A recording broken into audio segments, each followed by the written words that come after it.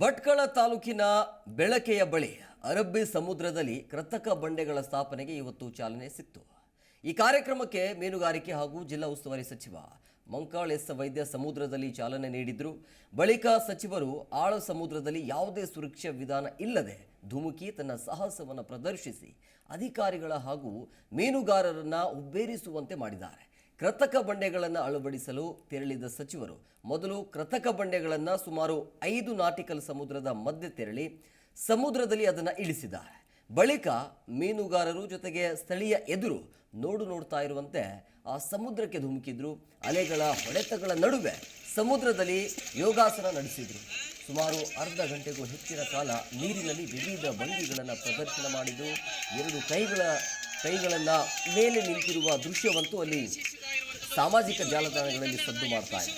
ಮೀನುಗಾರಿಕೆ ಇಲಾಖೆಗೆ ತಕ್ಕದಾದ ಸಚಿವರು ದೊರಕಿದ್ದು ಇಲಾಖೆಯ ಬಗ್ಗೆ ಮಾತ್ರ ಅಲ್ಲದೆ ನೀರಿನ ಆಳ ಎತ್ತರ ಸಮುದ್ರದ ಬಗ್ಗೆಯೂ ಕೂಡ ಎಲ್ಲ ಮಾಹಿತಿಯನ್ನು ಹೊಂದಿದ್ದಾರೆ ಅನ್ನುವಂಥ ಅಭಿಪ್ರಾಯ ಈಗ ಮೀನುಗಾರರ ಬಾಯಿಯಿಂದ ಕೇಳಿ ಬರ್ತಾ ಇರುವಂಥದ್ದು. ಸಚಿವರಾದ ಬಳಿಕ ತನ್ನ ಇಲಾಖೆಯ ಅಭಿವೃದ್ಧಿಗಾಗಿ ನೂತನ ತಂತ್ರಜ್ಞಾನಗಳನ್ನು ಅಳವಡಿಸಿ ಕಡಲ ಮಕ್ಕಳ ಉಳಿವಿಗೆ ನಿತ್ಯ ಅನ್ನ ನೀಡುವ ಕಾಯಕ ಮಾಡ್ತಿದ್ದಾರೆ ಅಂತ ಸಂತಸವನ್ನು ವ್ಯಕ್ತಪಡಿಸಿದರು.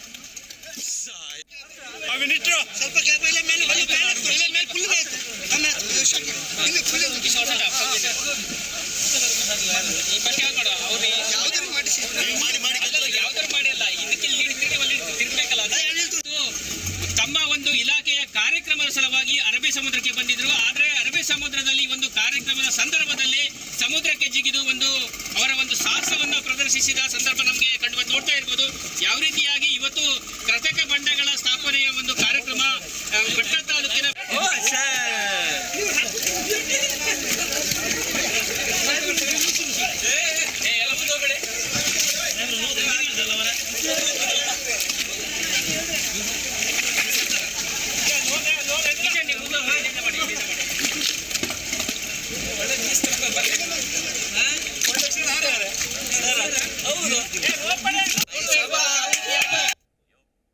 ಒಳ್ಳೆಯ ಒಂದು ಕಾರ್ಯಕ್ರಮವನ್ನು ನಮ್ಮ ಮೀನುಗಾರಿಕೆ ಇಲಾಖೆ ಆಯೋಜಿಸಿದೆ.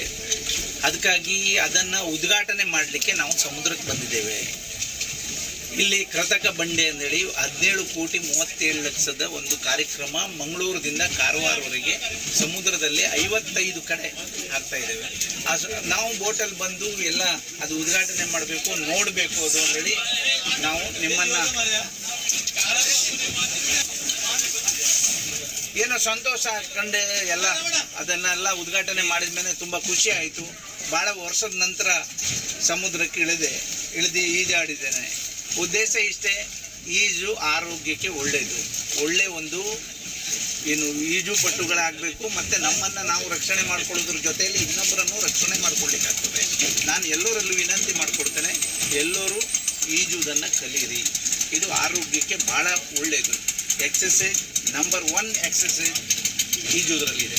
ಹಾಗಾಗಿ ನಾವು ಇವತ್ತೇ ಏನೋ ಭಾಳ ವರ್ಷದ ನಂತರ ಒಂದು ಸ್ವಲ್ಪ ಜಿ ಕನ್ನಡ ನ್ಯೂಸ್ ಈಗ ನಿಮ್ಮ ಮನೆಯಲ್ಲೇ ನೋಡಿ. ಎಲ್ಲ ಕೇಬಲ್ಗಳಲ್ಲಿ ಈಗ ಲಭ್ಯ. Sun Direct 292, Jio TV 1334, U Digital 162, City Cable 51, GTPL 17, Abhishek cables 821, Rock Line telecommunication 51, Shri Basaveshwara number 60, Vinayaka digital number 53, in digital number 896ರಲ್ಲಿ. ನಿಮ್ಮಿಸ್ತದ ಜಿ ಕನ್ನಡ ನ್ಯೂಸ್ ನೋಡಿ ಆನಂದಿಸಿ.